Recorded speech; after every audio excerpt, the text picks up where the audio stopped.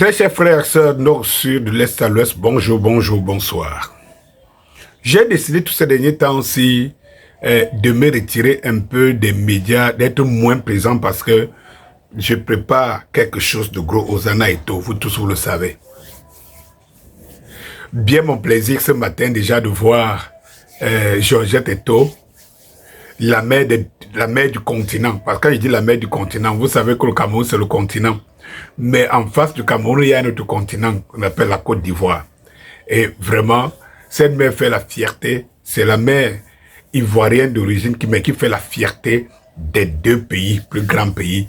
Elle est fière de la réussite de son enfant. Mais tiens, parlons de cet enfant, Etienne Eto'o, Jupinada. Je vous rappelle que nous sommes dans l'acte 3. Nous sommes maintenant dans l'acte 3 des hautes instructions contre Samuel Eto'o. Des hautes instructions contre le peuple. Des hautes instructions contre les Églisiens. Nous sommes dans l'acte 3. L'acte 3, c'est que le mercenaire cochon gratté, le plus nul des entraîneurs occidentaux,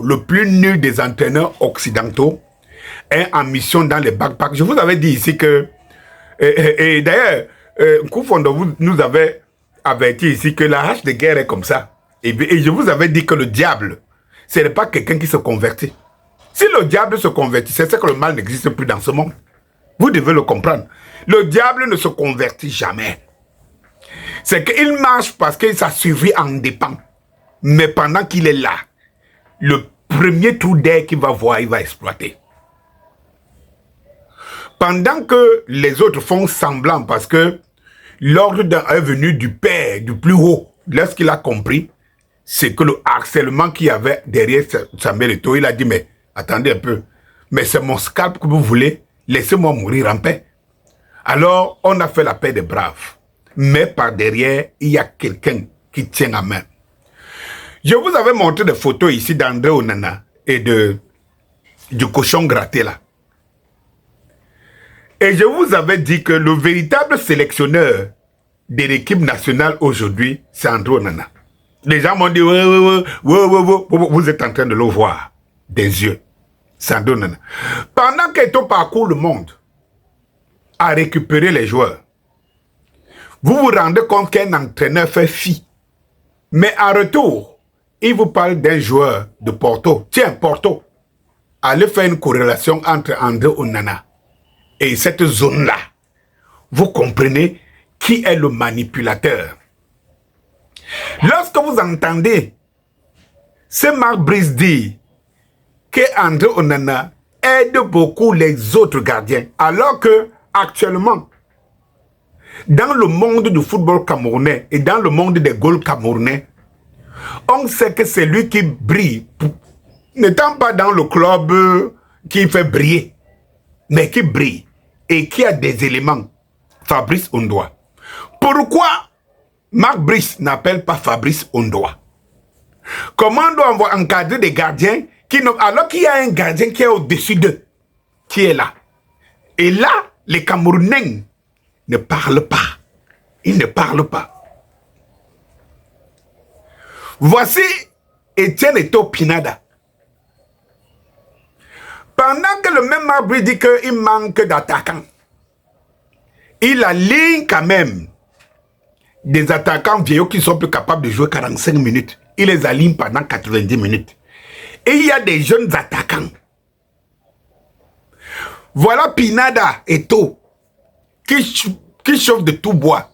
9 buts en 10 matchs. Ariel Valcano, il n'est pas appelé. Parce que c'est le fils d'Eto'o. Et parce qu'on veut montrer qu'on peut se passer d'Eto'o. Et il y a des joueurs qui ont dit oui entre-temps, qui ont quand même position stratégique dans des championnats et qui ont leur place à l'équipe nationale. On ne les appelle pas.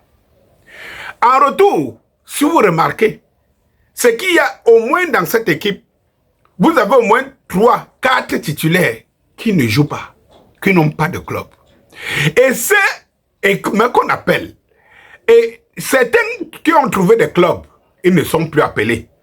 C'est à croire que la haute mafia est revenue au sein de l'équipe nationale en quelque temps et qui est dirigée par le plus gros mercenaire nulard qu'on a.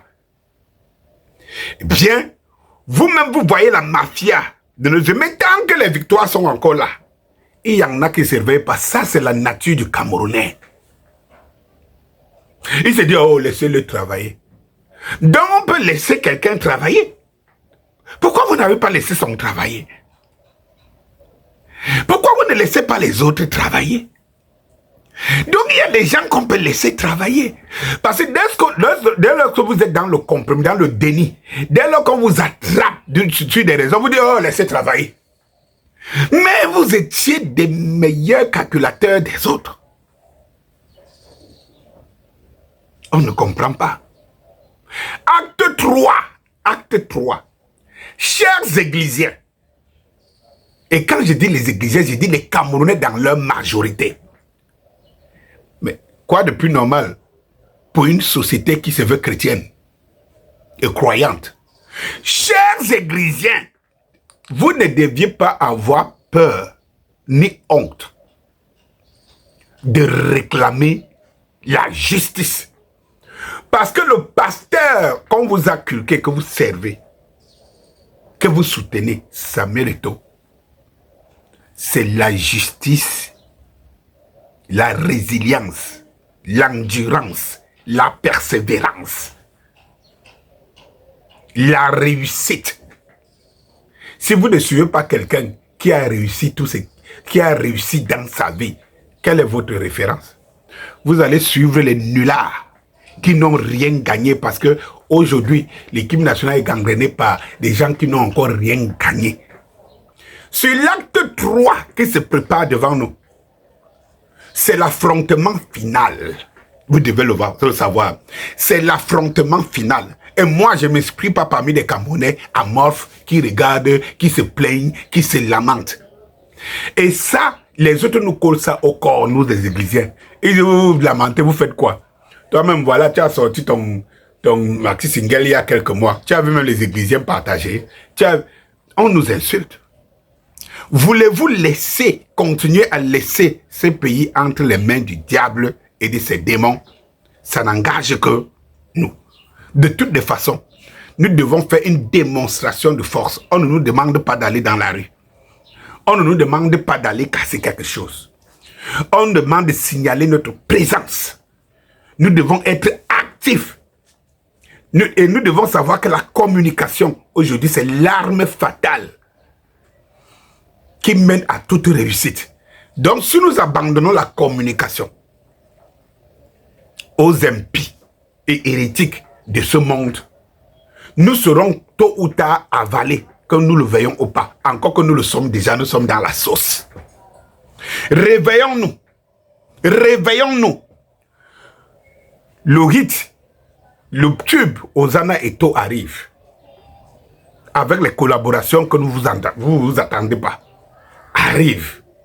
Et Hosanna Eto'o est justement une chanson galvanisatrice parce que beaucoup d'églisiens disent mais il n'y a pas quelque chose sur lequel on peut s'appuyer pour donner notre force. Hosanna Eto'o arrive. Et là, Hosanna Eto'o sonne comme l'appel du peuple.